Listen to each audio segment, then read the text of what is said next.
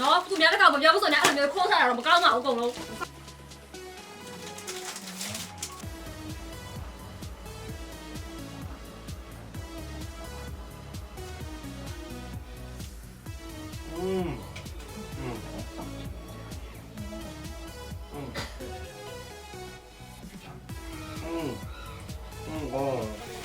ရအမမောင်းမယ်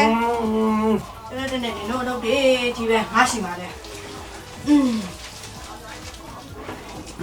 ဒီကပဲကြီးမေးစားနေတာငါတခုတော့ပေးရဒီကစားနေငါလည်းစားကြည့်မှာဘယ်လိုလေးလဲလို့မသားလေးကနူးညံ့တယ်နော်စားလို့တော့ကောင်းတာ ရလို့လေးတစ်ဖက်ကိုမေးပြ No